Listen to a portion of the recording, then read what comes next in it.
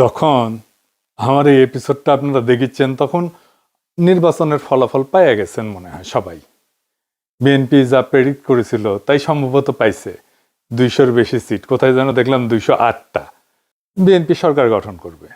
আমাদের তো বিজয়ী দলকে মুক্ত কণ্ঠে অভিনন্দন জানানো উচিত, তাই না? কিন্তু জানাইতে পারতেছি না মুক্ত কণ্ঠে। অভিনন্দন জানাই, অভিনন্দন জানাবো, কিন্তু মুক্ত কণ্ঠে জানাইতে পারতেছি না, কারণ আজকে আপনারা জিতছেন কিন্তু ইতিহাস অন্যদিকে হাঁটতেছে। কিছু বিষয়ের কারণে এই ভোটের গায়ে এমনভাবে কালি লেগে গেছে যেটা খুবই খারাপ একটা কাজ হয়েছে। খারাপ কাজটা কি সেটা আমরা আস্তে আস্তে আলাপ করব। এইটার দরকার ছিল না এইভাবে কারচুপি করার। ভোটটা সুষ্ঠু হয়েছে কিন্তু রেজাল্ট সুষ্ঠু হয় নাই। 10:30 পর্যন্ত রেজাল্ট আসতেছে মোটামুটি 2 জোট পাশাপাশি আগাইতেছে, 3-4টা সিটের গ্যাপ, কখনো এই জোট একবার আগে, কখনো আরেক জোট একবার আগে, তারপরে সব বন্ধ বেশ কিছুক্ষণ, ঘন্টা 2-1, তারপরে তত্তর করে বিএনপি আগে যেতেছে। আর জামাত জোট মনে হয় ঢাকার জ্যামে আটকেছে, আর নড়ে না, নড়ার চড়ার কোনো নাম নাই, ওইখানেই থাকলো। 40 থেকে বিএনপি 208 হইল। আচ্ছা বলেন তো, কখনো এইভাবে ডেটা ফাংশন করে? ভোটের সব তো ডেটা, অঙ্ক, এটা কি এইভাবে ফাংশন করে? মানে এটা বিজ্ঞানের কথা, হ্যাঁ, ব্রেনটের কথা আর কি, এডুকেশনের কথা। এগুলো তো র্যান্ডম নাম্বার। যেভাবে ভোটের রেজাল্ট ঘোষণা করা হয়েছে এর কোনো প্যাটার্ন মানে নাই। আপনি এই ডেটা যে কোনো ম্যাথমেটিক্যাল স্ট্যাটিস্টিক্যাল মডেলে ফেলেন, তারপরে দেখবেন এটা ম্যানিপুলেশন হয়েছে। একদম সেই অঙ্কে কষে এটা বুঝাই দেওয়া যাবে। আমি বুঝাই বলি একটারে, ধরেন এটা 300 সিট, তাই না? 2 জোটের সাপোর্ট মোটামুটি কাছাকাছি। তো র্যান্ডম অর্ডারে সিট ডিক্লারেশনের যে ধারা একটার পর একটা আসতেছে, এইটা যদি আমি সাইমুলেশন করি, বারবার করে দেখি, ধরেন 1 লাখ বার করি, করে দেখবো যে কয়বার এরকম প্যাটার্ন আসে।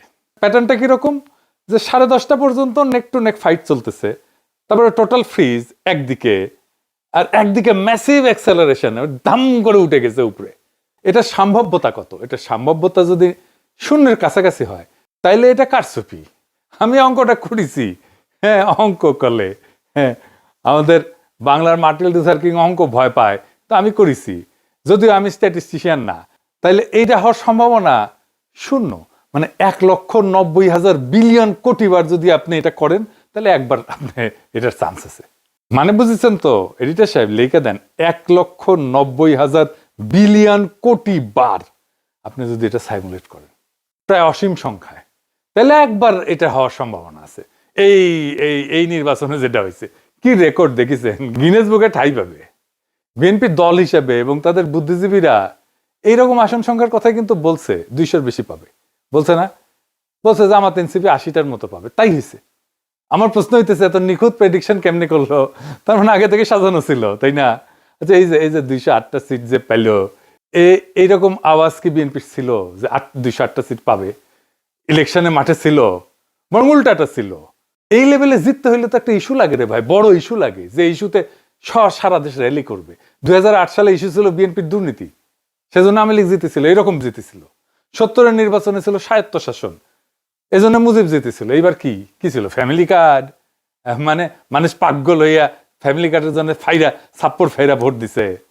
আপনারা সবাই দেখেছেন যে মামুনুল হককে বিজয় ঘোষণা করছে সব কয়টা মিডিয়া, তারপরে ওই খবর সবাই মুছে দিছে। তারপরে দেখি ববি আজাদ জয়, এরকম তো অনেক আসন হয়েছে।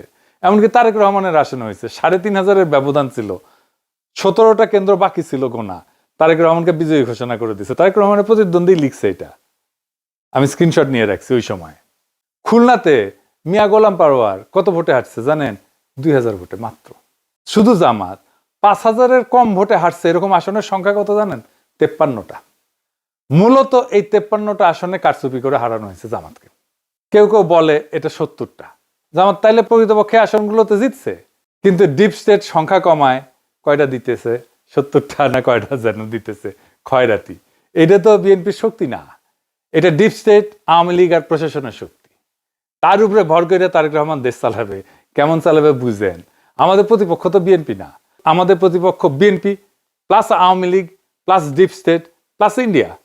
প্রয়াত ডক্টর আলী আকবর খান অর্থনীতিবিদ ছিলেন, সাবেক আমলা এবং তত্ত্বাবধায়ক সরকারের উপদেষ্টাও ছিলেন সাবেক। ওনার একটা বই আছে, অবাক বাংলাদেশ, বিচিত্র ছলনাজালের রাজনীতি।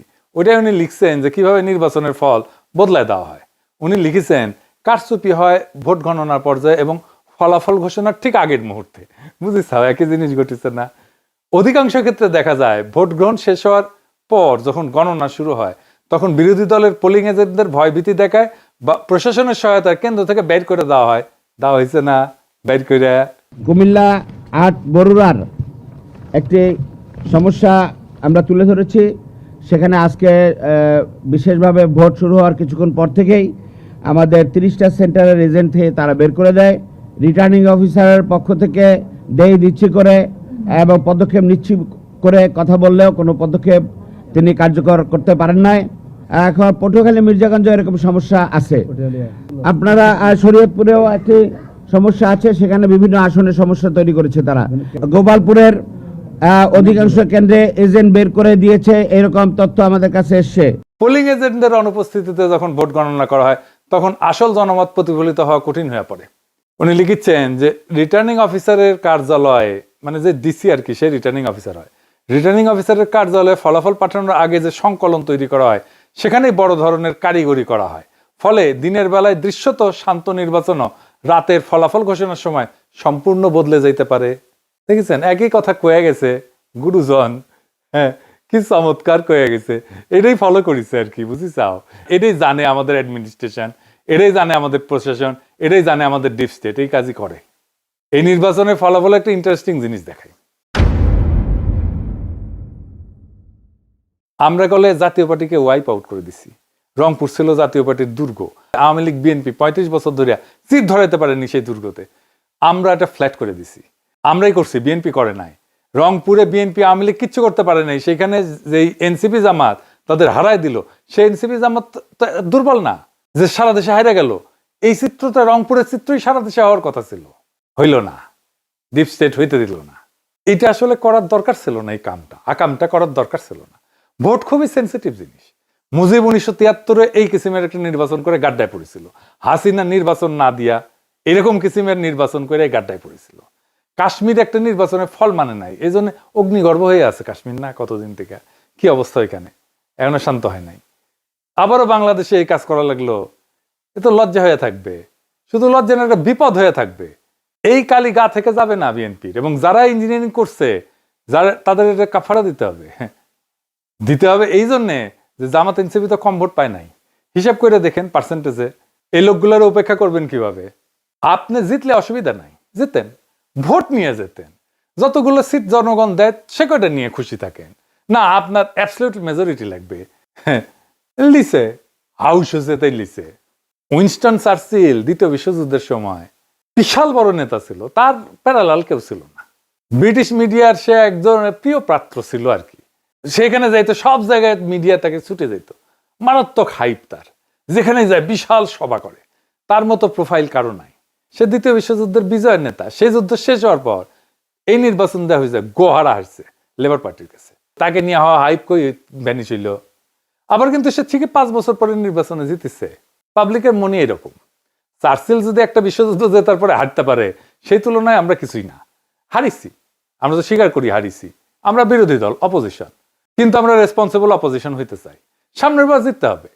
এই নির্বাচনের বিষয়ে যা যা আইনি ব্যবস্থা নেওয়া উচিত সেটা নিতে হবে। রেকর্ড রাখা জরুরি, সব ডকুমেন্টেশন রাখতে হবে। ভিডিও ডকুমেন্টারি কইরা পোলিং অফিসার, প্রিজাইডিং অফিসার যারা ছিল তাদের নাম টাম রাখতে হবে। নির্বাচন কমিশনে কারা কারা দায়িত্ব ছিলেন সবকিছু সহ প্রত্যেকটা কেন্দ্রে ভোটের ফলের কপি রাখতে হবে, স্বাক্ষর করা কপি। এই নির্বাচনে যা যা অনিয়ম হয়েছে সেটা ভিডিও ডকুমেন্টারি, ক্লিপ, অডিও সব আর্কাইভ করে রাখতে হবে। যে সমস্ত প্রার্থীকে হারায় দেওয়া হয়েছে তাদের পোলিং এজেন্টদের, কর্মীদের সাক্ষাৎকার ডকুমেন্ট করা উচিত।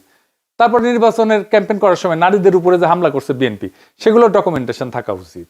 এই নির্বাচনে আমরা যে হাইট তুলছিলাম সেটা তুলনাহীন। সেই জন্য সবাইকে আন্তরিক ধন্যবাদ। অসম্ভব কাজ করছেন আপনারা। কিন্তু সেটাকে ব্যালটে নিয়ে যাওয়ার জন্য যে আরো কিছু করণীয় ছিল সেটা আমরা ঠিক মতো করতে পারি না। এটা স্বীকার করা ভালো, বা করতে পারি নাই। ভোট কেন্দ্রগুলোতে পর্যাপ্ত কর্মী দেওয়া যায় নাই। বেশ কিছু আসনে বিদ্রোহী প্রার্থী ছিল, এটা আমাদের জন্য সমস্যা করছে।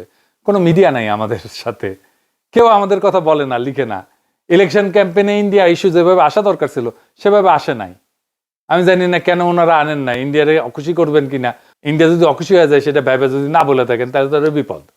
নারীদের একটা রিজার্ভেশন ছিল, এটা কাটে নাই। নারী ইস্যুতে একটা স্পষ্ট লিখিত অবস্থান নেওয়া উচিত ছিল, সেটা না হয় নাই। আর ঐক্যটা ঠিক মতো ক্রিস্টালাইজ হইতে পারে নাই, মানে একদম শেষ মুহূর্তে হয়েছে ঐক্য। আর প্রশাসন তো পুরাই বিএনপির অনুগত, তার আজ্ঞাবহ হয়ে গেছিল। এরকম একটা অবস্থায় জিতে আসা খুবই ডিফিকাল্ট। তারপরে ক্যাম্পেইনটাকে আমরা এমন একটা জায়গায় পৌঁছায় নিয়েছিলাম যেখান থেকে মনে হয়েছে যে আমরা জিতে যাব, এবং আমাদের তো খুবই ভালো রেজাল্ট করার কথা ছিল। বিএনপিকে জিতলে খুব মার্জিনালি জিততে হতো। এখন কি করা উচিত জামাত এনসিপির? এখন করণীয় হইতেছে 3টা রাজনৈতিক এজেন্ডাকে কেন্দ্র করে জোটের রাজনৈতিক ভিত্তিকে সংগঠিত করা। 1 নাম্বার, একটা রেসপন্সিবল অপোজিশনের ভূমিকা নেওয়া। আমরা রেসপন্সিবল অপোজিশন হইলে আওয়ামী লীগ ফেরার রাস্তা বন্ধ হয়ে যাবে। এখনই নতুন সরকারের বিরুদ্ধে আন্দোলন সংগ্রাম করে খড়গহস্ত হওয়া উচিত হবে না। আমরা দেখি কি ডেলিভার করতে পারে বিএনপি। এই সরকার চালানো বিএনপির জন্য হানিমুন পিরিয়ড হবে না, অত্যন্ত জটিল হবে সরকার চালানো। আর যা যা প্রতিশ্রুতি দিছে সেগুলো ডেলিভার করতে ওদের ঘাম ছুটে যাবে। জামাত এনসিপি আন্দোলন করলে বলবে ওদের জন্য আমরা কাজ করতে পারি নাই, দায় চাপে দেবে আপনার উপরে। 2 নম্বর হইতেছে এই বিএনপি শাসন চালাইতে গেলে ভুল করবে, মিস্টেক করবে, অত্যাচার করবে, নিপীড়ন করবে, নির্যাতন করবে। আপনারা একটা হাসিনা 2 রেজিম দেখতে পারবেন। সেইখানে আমাদের খুবই ক্যালকুলেটিভ আন্দোলন গড়ে তুলতে হবে। এই যে দেখেন, ইলেকশনে জিতে আওয়ামী লীগের স্লোগান দিতেছে বিএনপি, একটা দুইটা শিবির ধরে ধরে জবাই কর।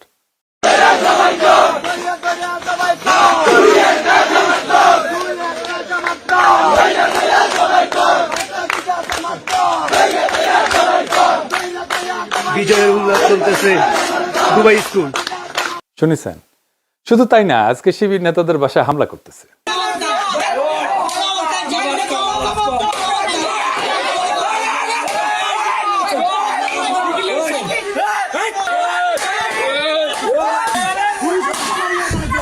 বিএনপির সন্ত্রাস,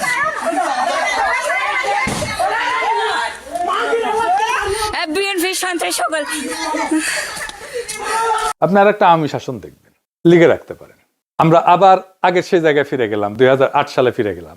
এরপরের সময়গুলোও আবার রিপিট হবে, এবার হবে দ্রুত। হাসিনা 15 বছরে যা যা দেখছেন তা বছর 2-এর মধ্যে দেখে ফেলবেন। তারেক রহমানের যদি স্টেবিলিটি প্রায়োরিটি হইতো তাহলে ভোটটা তিনি ফেয়ার হইতে দিতেন।